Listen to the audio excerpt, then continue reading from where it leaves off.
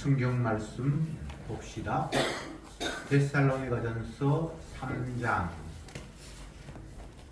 신약 성경 331페이지 데살로니가전서 3장 9절부터 마지막 절까지 교독하겠습니다. 9절에 우리가 우리 하나님 앞에서 너희를 인하여 모든 기쁨으로 기뻐하니 너희를 위하여 능히 어떠한 감사함으로 하나님께 보답할꼬 주여로 심히 간구함은 너희 얼굴을 보고 너희 믿음의 부족함을 온전하게 하려 함이라. 하나님 우리 아버지와 우리 주 예수는 우리 길을 너희에게로 직행하게 하옵시며 또 주께서 우리가 너희를 사랑한 것 같이 너희도 비참함과 모든 사람에 대한 사랑이 더욱 많아 넘치게 하소서. 너희 마음을 굳게 하시고 우리 주 예수께서 그의 모든 성도와 함께 강림하실 때에 하나님 우리 아버지 앞에서 거룩하고 흠이 없게 하시기를 원하노라. 아멘. 아멘. 바울은 염려하는 것도 기뻐하는 것도 평소의 인간들의 내용과는 너무나 다르다라는 것을 말씀을 통해서 계속해서 확인하게 됩니다. 바울이 염려하는 것이 무엇을 먹을까 무엇을 마실까 이런 염려가 아니었죠. 복음을 전했는데 그 복음 때문에 기뻐하는 성도들이 환난을 겪고 핍박을 받으니까 혹시나 옛날 과거로 되돌아갈까봐 그게 너무나 염려가 되고 걱정이 되었고, 그래서 그들을 찾아가서 어떻게 하든 다시 그들에게 위로와 안정을 주고 더 뿌리 깊게 복음을 전하기를 원하는 그런 안타까운 마음, 그런 것들 때문에 염려를 했고, 오늘 본문에 보면 기뻐하는 것도 재산이 늘어서 기쁘거나 뭐 지위가 올라가서 기쁘거나 그런 내용이 아니라 그들이 여전히 복음 안에서 기뻐하며 흔들림이 없다라는 소식을 듣고 그것이 너무나 즐겁고 행복한 사람임을 오늘 본문을 통해서 다시금 확인하게 됩니다. 9절에 우리가 우리 하나님 앞에서 너희를 인하여 모든 기쁨으로 기뻐하니 너희를 위하여 능히 어떠한 감사함으로 하나님께 보답할꼬. 기쁜 이유가 데살로니가 교인들이 신앙으로 굳게 서 있었고 전혀 흔들림이 없다는 소식을 들으면서 기뻤고, 그것 때문에 또 하나님 앞에 너무나 감사하다라고 말하고 있습니다. 하나님 앞에서 이런 표현들이 그냥 스쳐 지나가면 지나갈 수 있는 대목이지만 하나님 앞에서 기쁘다는 거예요. 하나님 앞에서 모든 것이 주님께서 자기 뜻대로 이끌어 가시고 언약하신 대로 모든 것들이 펼쳐지기 때문에 주님 앞에서만 기쁨이 되지 주님이 안 계시면은 의미가 없는 것이 되어버려요.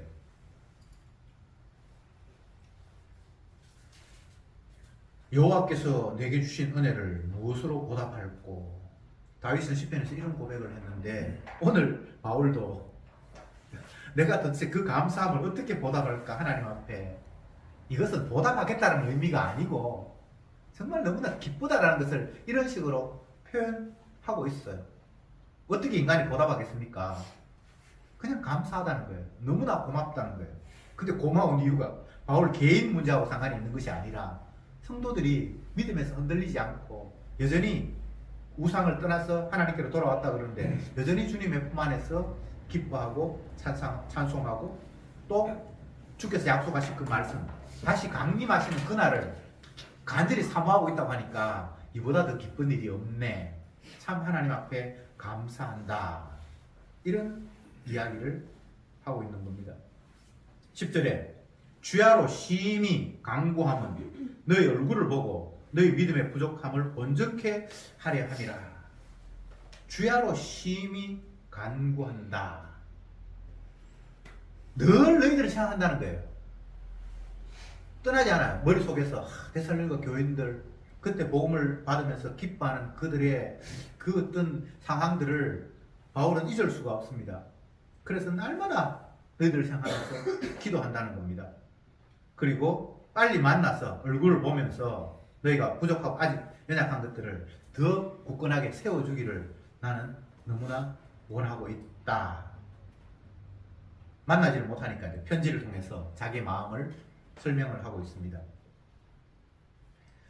이것은 통상적인 인간이 품을 수 있는 마음은 아닙니다. 주의 영이 임했기 때문에 주님의 마음이 이렇게 지금 드러나고 있다라고 이해를 하시면 좋습니다. 복음 전하면 전했지. 지금은 떠나 있는데 굳이 그들을 계속해서 밤낮으로 생각하면서 기도할 필요가 있을까? 이런 생각이 들죠. 근데 하나님께서 그런 마음을 주시니까 잊을 수가 없는 거예요. 그리고 빨리 보기를 원하고 또 그들의 믿음이 더 온전하게 섰으면 좋겠다라는 그런 갈급함이 그들에게 있는 거예요. 사도에게 있는 거예요. 로마서 8장에는 이런 표현이 있습니다. 성령이 말할 수 없는 탄식으로 너희를 위해서 간구한다. 누가복음 22장에서는 예수님께서 베드로에게 사단이 밀가부르듯 하려고 너희를 청구하였으나 내가 너희의 믿음이 떨어지지 않기 위해서 아버지 앞에 기도했다. 요게 지금 사도 바울이 밤낮으로 너희들을 생각하면서 하나님께 간구했다는 내용과 일맥상통하는 겁니다. 성령이 성도들을 위해서 날마다 간구하는 것. 예수님께서 제 아들을 생각하면서 아버지 앞에 믿음이 떠나지지 않기 위해서 간구하는 것. 사도가 성도들을 향해서 밤낮으로 주야로 그들을 위해서 부족함이 없기를 위해서 간구하는 것. 사람들은 억지로 기도 시간을 만들고 그 기도 시간을 채우기 위해서 어떨 때는 뭐 커피를 마셔가면서 잠을 쫓아가면서 밤새워서 철야하고 이런 경우들이 종종 있는데 이 사도들이 기도하고 성령이 기도하고 예수님이 기도하는 것은 그런 것이 아니에요. 마음이 그렇게 흘러가기 때문에 그걸 어떻게 할 수가 없어요. 예수님이 겟세마네에서 3번 기도하는 그 모습이 기도 시간 채우려고 하거나 그런 게 아니에요. 그냥 마음이 그쪽으로 쏠리는 거예요. 어느 쪽으로? 정확히 이야기하면 하나님이 말씀하시고 약속하신 대로 그쪽으로 마음이 계속해서 쏠리는 거예요. 세상은 하나님이 말씀하신 대로만 이루어집니다. 다른 식으로 세상이 흘러가질 않아요. 만물이 주에게서 나왔고 주로 말미암고 주에게로 돌아간다고 했잖아요. 그러니까 그 모든 내용들은 하나님이 약속하시고 뜻하신 바대로만 움직여가는 거예요. 그러니까 주의 성령에 사로잡힌 사람들은 그 주님의 뜻에 계속해서 관심을 기울일 수밖에 없어요. 왜? 그대로만 되니까. 예수님이 복음서에서 말씀이 응하게 하려 하심이라. 때가 되었다. 이 말씀이 응할 때가 되었다. 그렇기 때문에 그 일은 반드시 이루어져야 된다. 왜? 세상은 아버지 뜻대로만 이루어지게 되어 있기 때문에 때가 되면 반드시 그 일이 일어나야 합니다.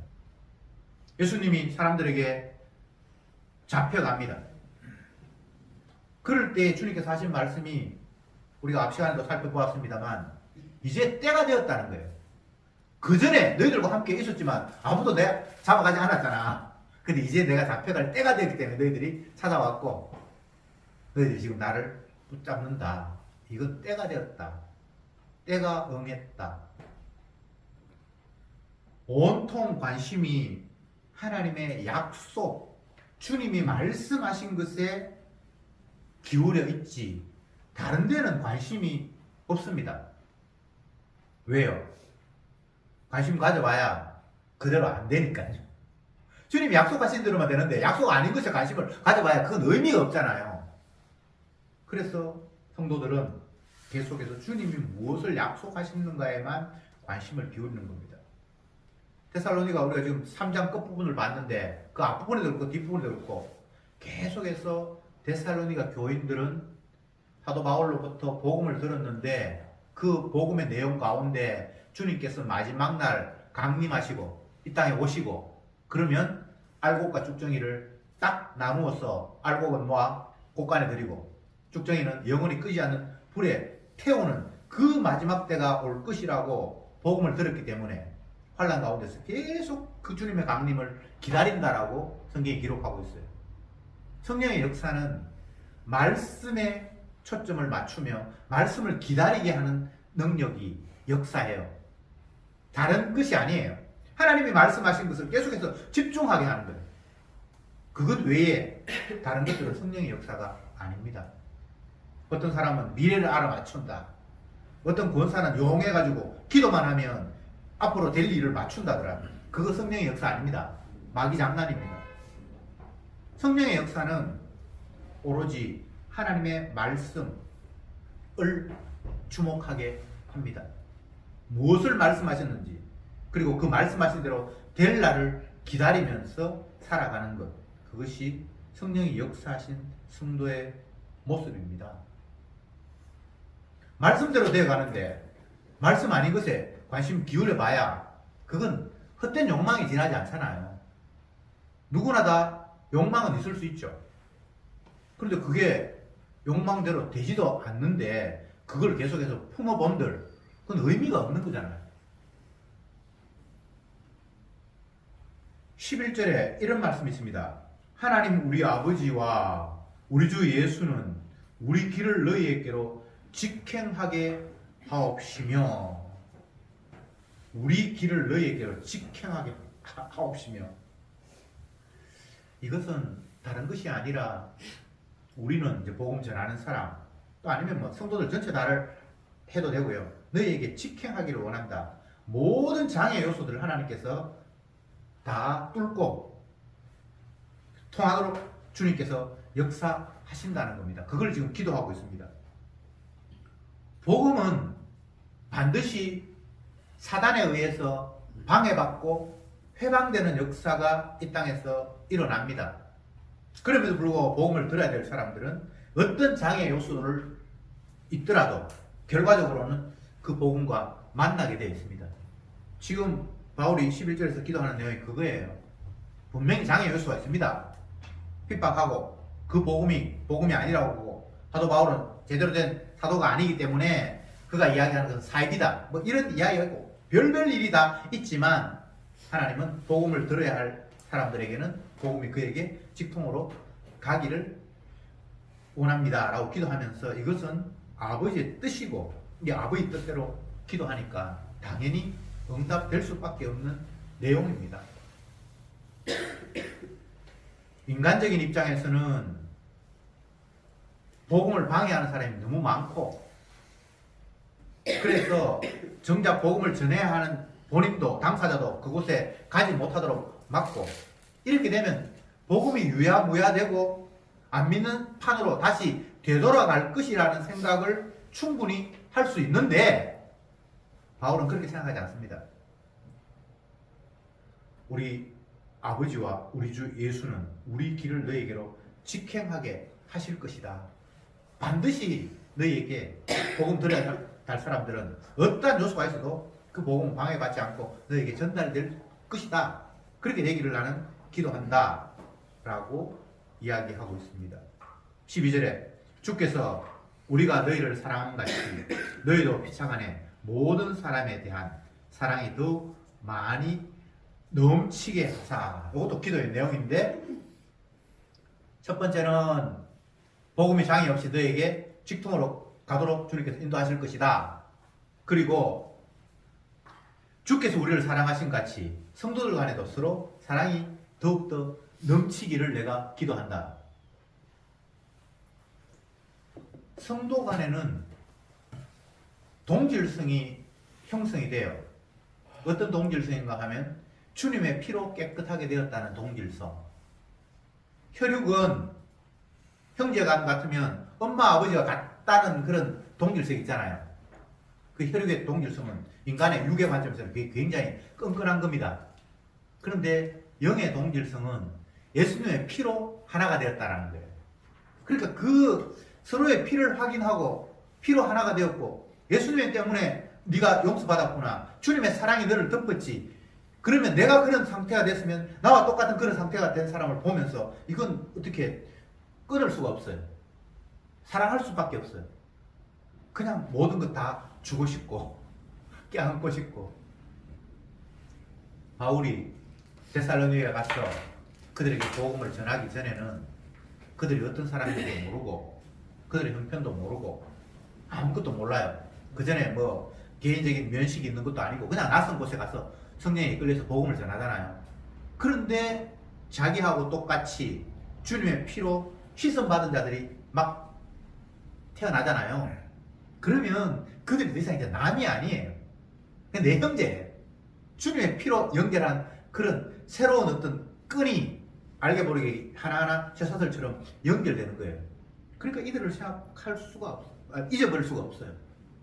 그래서 밤낮 그들을 염려하면서 기도한다고 했고, 내가 너희들을 가서 또 만나기를 원한다고 했고, 이것은 인간적인 계산과는 다른 주님이 하나 되게 하셔서 형제가 된 사람의 관계가 이렇게 형성이 될 수밖에 없다는 사실을 기도하면서 그들에게 일깨워 주고 있습니다. 바울이 그들을 보기를 원하는 것처럼 데살로니가 교인들도 똑같은 그런 마음을 가졌다고 앞에 기록하고 있죠. 이게 주가 주신 마음이에요. 복음으로 하나가 되었고 피로 씻음받은 한 형제 자매가 되었기 때문입니다. 이것은 유괴관계와는 전혀 상관이 없습니다. 유괴관계는 이익, 손해 그런 것 때문에 연결이 되잖아요. 누구를 만난다. 내가 손해보면 굳이 억지로 만날 이유가 없잖아요. 이게 유괴관계라면 영예관계는 내 유익과 상관이 있는 것이 아니라 주님의 약속과 상관이 있고 주님의 피와 상관이 있게 만들었습니다.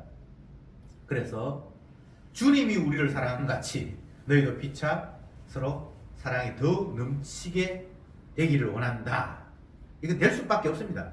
이 기도는 13절에 너희 마음을 굳게 하시고 우리 주 예수께서 그의 모든 성도와 함께 강림하실 때에 하나님 우리 아버지 앞에서 거룩하고 흠이 없게 하시기를 원하노라.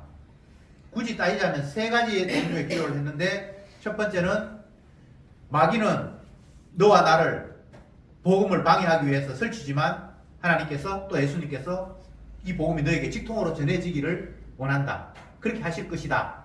그리고 주님이 우리를 사랑한 것처럼 너희도 주 안에서 서로 넘치는 사랑이 있을 것이다. 그리고 마지막에는 주님이 강림하신 그날 주님 앞에 거룩하게 흠이 없는 사람으로 너희들이 온전히 서기를 내가 기도한다. 이건 세상이 이야기하는 복과는 정말 별개, 완전히 종류가 다르죠. 그죠?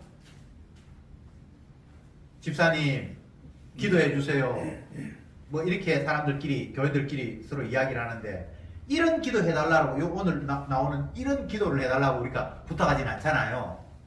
내가 이런 어려운 문제가 있는데 해결되게 뭐 기도해달라든지 뭐 내가 몸이 아픈데 좀 건강하게 해달라든지 우리 아들이 뭐 어떤 문제가 있는데 잘 해결되게 해달라든지 이런 내용이지 오늘 본문에 있는 이런 식으로 기도해달라고 요청하는 사람을 저는 못 봤는데 여러분 혹시 봤습니까? 이게 기도의 내용이에요. 언약대로 하나님의 약속대로 이루어지기를 갈구하는 이 마음. 특히 마지막 절에는 주님께서 강림을 하시는데 그날에 주 앞에서 너희가 흠이 없도록 거룩하게 서기를 내가 원한다. 이게 성도의 최종적인 목적이죠. 주님 앞에 섰을 때에 흠이 없다, 거룩하다라고 주님께서 인정하시는 그런 자들이 너희들이기를 원한다. 이게서 흠이 없다, 거룩함에 흠이 없다라는 것은 개인의 자질을 이야기하는 게 아닙니다. 주님 앞에 흠 없는 자로 온전한 자로 설 사람은 아무도 없습니다. 근데 왜 이런 식으로 이야기를 하는가? 만약 이것이 사람 각자 개인이 이루어야 할 어떤 그 목표점이라면 다 탈락할 수밖에 없습니다. 주님 앞에 흠이 없게 내가 어떻게 살겠어요? 이거는 인간의 자질의 문제가 아닙니다. 결국은 주님께서 자기 피로 자기 백성을 깨끗게 하는 그 상태가 거룩하고 흠이 없게 되는 겁니다. 사람들은 계속해서 오해를 하는 것이 거룩하다, 온전하다, 깨끗하다, 새롭게 되었다라고 하니까 자꾸 자기의 개인적인 자질로 생각을 해요. 이전 것은 지나갔으니 보라 새 것이 되었도다. 너희가 거듭나지 않으면 하나님 나라에 갈 수 없다. 이런 본문을 보면서 자꾸만 내가 바뀌어야 되는구나. 어떻게 노력하면 되지? 어떻게 다시 태어난다고 하는데 어떻게 다시 태어나지? 계속해서 자기 문제로 생각을 해요. 이게 우리 문제가 아닙니다. 인간이 무슨 재주로 거룩할 수 있습니까? 인간이 무슨 재주로 다시 태어납니까? 다시 못 태어나요. 그런데 왜 그런 말씀을 하셨을까? 그것은 예수님이 아버지가 맡긴 생명이 있어요. 구원해야 할 생명들, 건져야 할 생명들, 마귀에게 사로잡힌 그들을 끄집어내야 할 자기 백성이 있어요. 그 백성에게 주께서 십자가에서 피 흘림으로 말미암아 그들을 온전케 하시는 이 상황이 새롭게 됨이에요. 정결하게 됨이에요. 흠이 없음이에요. 주님의 숙제예요. 성도의 거룩은 성도 개개인이 해야 할 일이 아니라 예수님의 숙제라고요. 아버지가 내게 맡긴 생명은 내가 하나도 잃어버리지 않고 마지막 날까지 다 건진다. 예수님의 숙제예요. 그런데 왜 자꾸만 여러분들이 거룩하려고 착각을 합니까? 내가 더 온전해지려고 왜 엉뚱한 생각을 갖습니까? 그건 마귀의 유혹이에요. 여러분들은 절대로 여러분 스스로 거룩할 수가 없습니다. 성화 100% 거짓말이에요. 여러분 뭐 나아졌습니까? 신앙생활이 조금 더 길어졌는데 옛날 그때보다 여러분이 더 성화됐습니까? 거짓말이에요. 우리는 평생 죄만 흘리면서 살아요. 그게 성도들의 고백이잖아요. 다윗이 뭐라고 고백합니까? 나는 모친이 죄 중에서 나를 태어났기 때문에 나는 평생 죄밖에 안 나온다고 그렇게 이야기했어요. 사도 바울은 나는 공고한 사람이로다. 이 사망의 몸에서 누가 나를 건져내랴? 주님이 아니면 안 된다. 나는 죄인 중에 괴수다. 어떤 인간도 자기의 스스로의 노력과 애씀으로 하나님이 원하시는 거룩에 도달할 수 있는 그런 것은 있을 수 없는 이야기입니다. 우리가 잘 아는 성경 구절이지만 한번 찾아봅시다. 요한 1서 1장 388페이지. 요한 1서 1장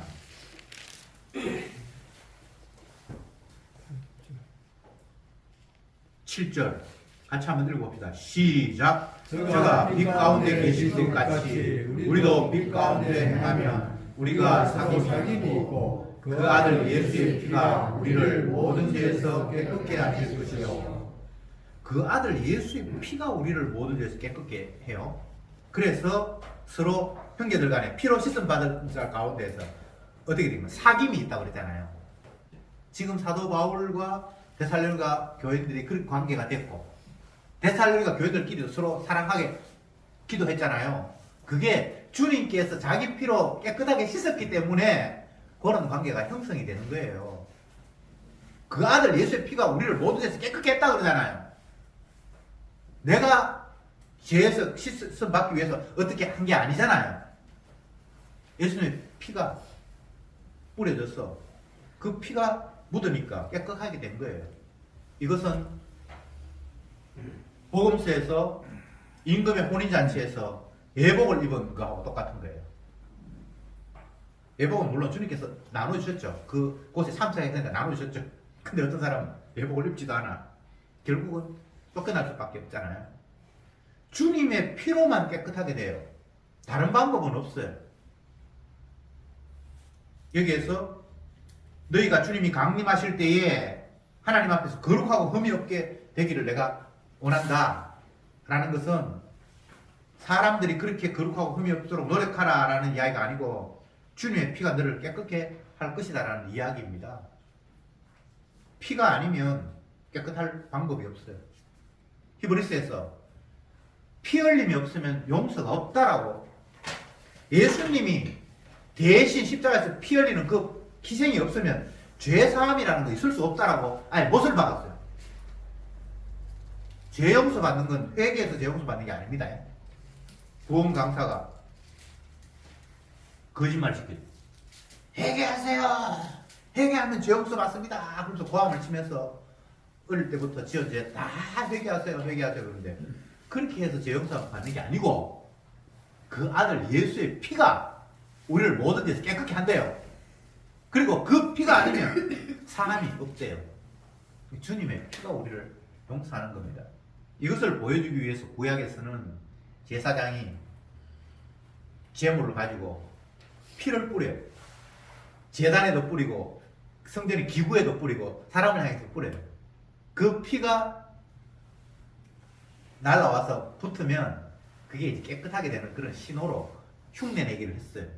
그것은 결과적으로는 하나님의 아들, 죄 없으신 의로운 예수님의 피가 자기 백성에게 뿌려져서 깨끗하게 되는 유일한 방법을 주님이 미리 말씀하신 내용입니다. 그래서 그 주님의 피가 없으면 사함이 있을 수가 없어요. 다른 식으로는 죄가 용서 안 됩니다. 내가 죄를 지었으니까 감옥에 갔다가 벌 받으면 되지. 그건 주님의 방식이 아닙니다. 뉘우치고 그런 행동 이제 앞으로 안 하면 되지. 그렇게 해서 죄 용서하는 방법은 없고요. 그러면 내 죄를 내가 담당해야지 하면서 내가 스스로 죽는다. 그렇게 해도 죄 용서가 안 되고요. 죄 용서하는 방법이 우리에게는 없습니다. 어떤 방법도 안 돼요. 어떤 사람은 자기의 죄를 생각하면서 학대하고 채찍으로 때리고 하는데 그렇게 해서 죄 용서한다라고 성경에 약속한 적이 없습니다. 없죠? 혹시 그런 게 있으면 저한테 좀 가르쳐 주십시오. 결코 주님이 대신 십자가에서 저주받아서 피 흘리는 그 근거 말고는 죄 용서함이라는 게 없어요. 오로지 그거 하나밖에 없습니다. 그래서 바울은 예수 그리스도의 피만을 복음을 전하면서 계속해서 이야기하는 거예요. 그분의 피가 우리를 용서한다. 다른 방법으로는 죄인이 죄 용서 받는 방법이 없다. 오로지 통로가 하나밖에 없습니다. 이것을 예수님은 스스로 내가 곧 길이요 진리요 생명이니 나로 말미암지 않고는 아버지께로 갈 수가 없다라고 이렇게 못을 박았습니다. 예수님이 길이라 그러니까 어떤 뭐 공간을 생각하거나 그렇게 생각하는데 그 이야기가 아니고 주님이 자기 백성의 죄를 담당해서 저주를 받았으니까 그 주님의 피에 함유된 자, 그 피가 뿌려진 자는 당연히 아버지께로 갈 수 있는 유일한 통로가 생겼다라는 차원에서 예수님 자기 자신이 길이요 진리요 생명이라고 말씀하신 겁니다.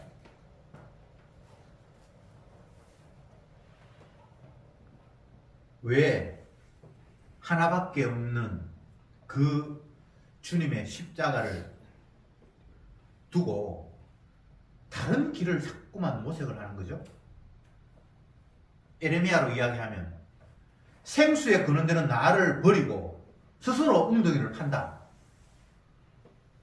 하나님이 생수의 근원인데 예수님이 생수의 근원인데 그 생수의 근원을 가지고 생수를 마시면 되는데 거기는 두고 지가 생수 얻으려고 막 땅을 파고 있다는 거예요.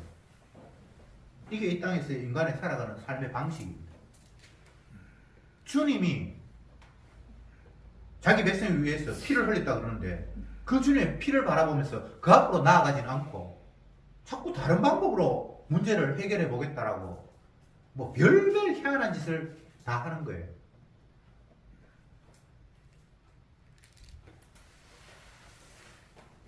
주님은 우리의 범죄함을 위해서 내어 줌이 되었다라고 말씀을 하셨습니다. 그러면 주님의 대신 내어주심, 대신 죄를 담당하심, 그것만이 우리의 죄 문제를 유일하게 해결할 수 있는 기준입니다. 성도는 어쩔 수 없이 죄를 지을 수밖에 없도록 우리를 주께서 이끄십니다. 이게 복음 안에서는 기쁜 소식이에요. 죄인 된 것이 얼마나 다행스러운지. 왜냐하면 주님이 죄인을 부르러 오셨기 때문입니다. 주님을 만날 수 있는 유일한 방법은 죄인이 되어야만 주님을 만납니다. 이게 인간의 상식으로는 도저히 이해할 수 없는 진리입니다. 예수님 당시에 자기의 노력으로 하나님 앞에 복받고 천국을 따내겠다라고 노력했던 제사장, 서기관, 바리새인들은 하나님 말씀 지킨다고 금식하고 기도하고 유월절 지키고 구제하고 얼마나 복음 말씀대로 살려고 안간힘을 썼습니까? 그런데 그 일이 진짜 하나님께서 이 땅에 오셔서 나는 죄인을 부르러 왔다, 그 한마디에 그들이 다 나자빠지고 말았습니다. 이해할 수가 없었습니다. 죄인을 부르러 오신 하나님, 이해할 수 없었습니다. 이해 안 돼야죠. 자기 방법으로 구원 얻으려고 하고 지 노력으로 복 따내려고 하는 그들은 이해가 안 돼야 되죠.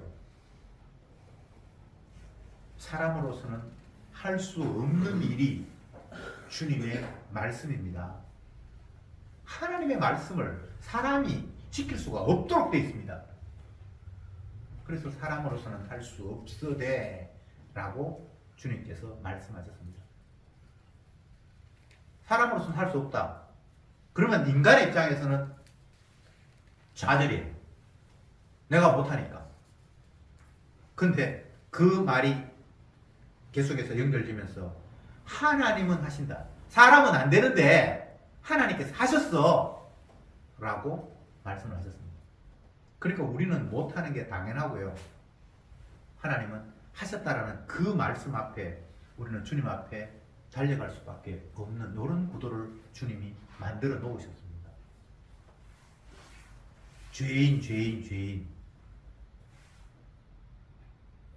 죄인을 부르러 오신 예수님을 믿지 못하는 사람은 죄인이라는 소리가 껄끄럽고 듣기가 싫어요. 그렇지 않습니까? 왜 예수님께서 사람들로부터 배척을 받고 죽임을 당했습니까? 요한복음에서 밝히고 있기를 사람의 모든 행사를 내가 악하다고 규정했기 때문에 사람들이 나를 미워하고 죽였대요. 사람들의 모든 행사가 악하다. 모든 행사가 악한 거 맞아요. 근데 악하다는 이야기 즐겨 들을 수 있는 인간이 없어요. 지가 죄인인 거 맞는데 내가 뭐 착하거나 선한 사람은 아닌 건 내가 알고 있는데 그럼에도 불구하고 죄인한테 죄인이라는 이야기 그게 기분이 나쁜 거예요. 그럼 어쩔 수 없습니다. 예. 주님은 이 땅의 모든 인간들을 다 아니라고 배척해버리는 일이 구원의 첫 번째 순서입니다. 모든 인간을 다 배척해요. 이것을 창세기에서는 선악과를 따먹었기 때문에 하나님이 계시는 생명나무가 있는 에덴 동산부터 추방해버리는 것이 구원의 출발입니다. 모든 인간이 다 배척받아요. 처음에 여러분 창세기에서 선악과 따먹은 인간이 생명나무가 있는 에덴 동산부터 추방되었다는 이야기를 다 알고 있죠. 그 모습이 예수님께서 이 땅에 오셔서 모든 인간들을 다 너희들은 아니야 라고 배척해버리는 출발점입니다. 어떤 인간도 처음부터 주님을 영접하는 사람이 없어요. 앞 시간에 우리가 마태복음 살폈는데 예수님이 군병들에게 잡혀가니까 제자들마저도 다 떠나가니라고 돼 있잖아요. 그 모습이 모든 인간들은 주님을 버릴 수밖에 없고 주님으로부터 버림받을 수밖에 없는 것이 첫 번째 모습이라고 보여주는 거예요. 남들은 버릴 줄 알아도 나는 안 버릴 거야. 그러면 그건 지가 구원 얻는 거지 주님께서 건지는 게 아니에요. 율법을 주신 이유는 모든 사람들이 죄인이고 죄 아래 갇혀 있다는 것을 확인시키기 위해서 율법을 주셨다라고 이야기했습니다. 그래서 하나님의 말씀이 떨어졌을 때는 모든 사람들이 그 말씀과는 배치되는 삶을 살고 있고 그 말씀을 싫어하고 거부하는 인간이라는 사실을 확정짓기 위해서 말씀과 상관이 없는 인간이라고 딱 주님께서 테두리를 씌우는 거예요. 그런데 뭘 나는 말씀을 한 70%는 지키고 30%는 못 지킨다라고 말도 안 되는 소리를 하고 있어요, 사람들이. 내가 아직은 신앙생활이 초보 단계니까 말씀을 못 지키지만 이제 점점 더 말씀을 많이 지킬 거야. 그것도 말이 안 맞아요.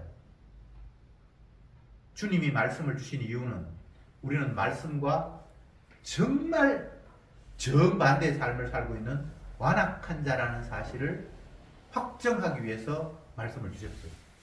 그러면 우리는 말씀 앞에 내가 이렇게까지 완악한 존재이구나를 날마다 확인하는 것이 말씀 앞에서 나를 바라보는 정확한 모습입니다. 신앙생활 오래 하고 뭐하고 상관없어요. 날마다 하나님 말씀 보면 와, 나는 하나님이 기뻐하시는 사람과는 정반대편에 서 있네. 어떤 성경구절 한번 펴보세요. 형제를 사랑하라.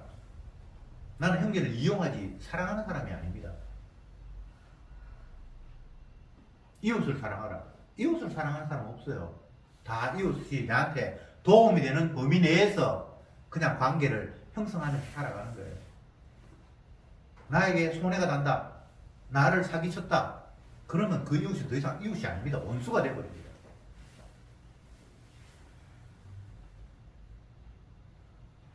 주를 사랑하라. 주를 사랑하는 사람 아무도 없습니다. 자기를 사랑하죠. 자기가 주예요. 모두가 다 각자 자기가 주예요. 주님을 사랑하는 인간이 아무도 없습니다. 그 어떤 성경 구절을 갖다 놓아도 그것이 우리가 근처에도 안 갖고 정반대편에 서 있다는 사실을 확인시켜주기 위해서 하나님이 말씀을 주셨습니다. 원수를 사랑하라. 원수를 어떻게 사랑하나? 원수는 막 치가 떨리도록 막 죽이고 싶도록 미운 게 원수인데 원수를 사랑하라는 말이 이게 우리에게는 해당 사항이 없는 거예요. 근데 원수를 사랑하는 사람이 계세요. 유일하게 하나님의 아들. 우리가 하나님의 아들을 죽였는데 하나님이 원수 같은 우리를 품으시는 유일하게 하나님의 말씀을 지키는 분은 예수님밖에 없어요. 그런데 건방지게 마귀는 우리에게 하나님 말씀 지키라고 요구해요. 예수님을 시험한 마태복음 4장에 나타나는 예수님이 40일 동안 금식하고 굶주릴 때에 마귀가 광야에서 예수님 찾아오셔서 시험하는 내용이 있잖아요. 그게 말씀 지키라고 계속해서 요구하는 거예요.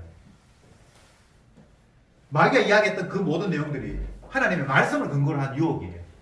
뭐 성전 꼭대기에 뛰어나야 돌이 떡이 되게 하라든지 뭐 너에게 절하면 세상 영광을 보여주겠다는 것이 하나님의 말씀하고 다 연관이 있는 거예요. 말씀하고 무관한 내용이 아니에요. 물론 그렇게 마귀처럼 해석하는 건 아니지만 거기 다 말씀을 가지고 왔거든요. 근데 그 말씀을 하나님께서 이루시죠. 예수님께서 이루시죠. 오늘 말씀을 이제 정리를 해봅시다. 사도는 자기가 원해서가 아니라 성령에 의해서 예수 그리스도의 종이 되었고 이방인에게 복음을 전하기 위해서 하나님이 그를 불렀습니다. 예전에는 자기가 그 예수님을 잡아 죽이는 일에 열심히 했던 사람이었습니다. 스데반을 죽일 때 가편 투표 죽이라 라고 투표했고 성경에 나오는 이야기잖아요.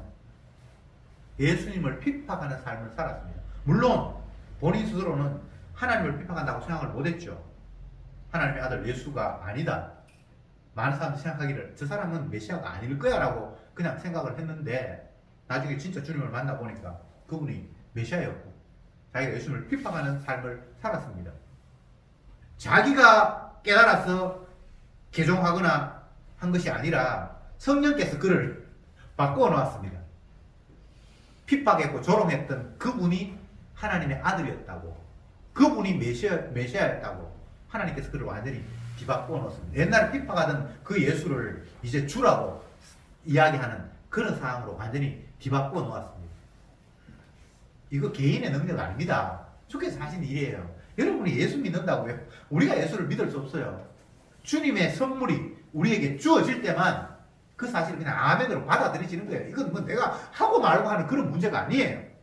사도 바울이 핍박을 받으면서 굶주리면서 맹아지면서 계속 그 이야기를 할 수밖에 없었던 이유가 주님 앞에 붙들려서 자기가 어떻게 할 수가 없었어요.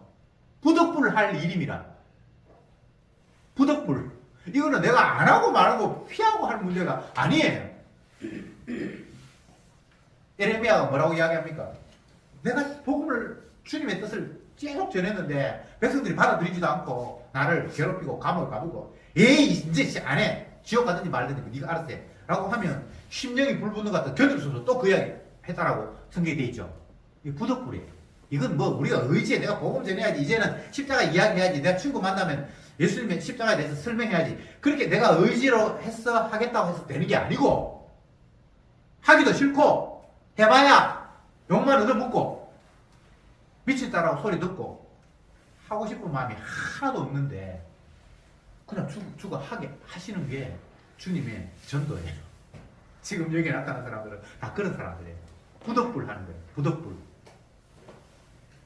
아이고 뭐 나는 그렇게까지 할 필요는 없겠다. 필요가 있고 없고 이건 우리가 선택하는 문제가 아니에요. 그러니까 성도가 은혜 받은 사람이에요. 원치 않는 거로 끌려가는 삶을 사는 사람이 성도예요. 얼마나 감사한 일입니까. 목자는 양을 지팡이와 막대기로 두드려 패가면서까지 목자가 원하는 곳으로 인도를 해요. 양은 날마다 두들겨 맞아요. 징계가 없으면 참 아들이 아니다. 성도는 다 주님 앞에 두드려 맞으면서 살아가요. 예. 안 맞으면 좋겠다 그러는데 그건 사생자지 참 아들이 아니라고 성경에서 못 박아버렸으니까 여러분들이 뭐 지금도 매일 두드려 맞으면 살 거예요. 예. 성도라면 나는 뭐 내 욕심 따로 있는 주님께서 내 욕심 가로막고 화가 나고 그런데도 뭐 어쩔 수 없이 주님이 자기 원하는 대로 끌고 가고 근데 그게 따지고 보면 주님의 피로 깨끗하게 씻은 사람의 삶의 자취입니다. 나의 길을 따라오게 하셨다. 내가 좁은 길로 갔는데 내 백성은 내가 간 길로 내가 인도할게. 좁은 길 힘들죠. 육을 가졌으니까. 그런데 그게 생명의 길인 걸 어떡합니까?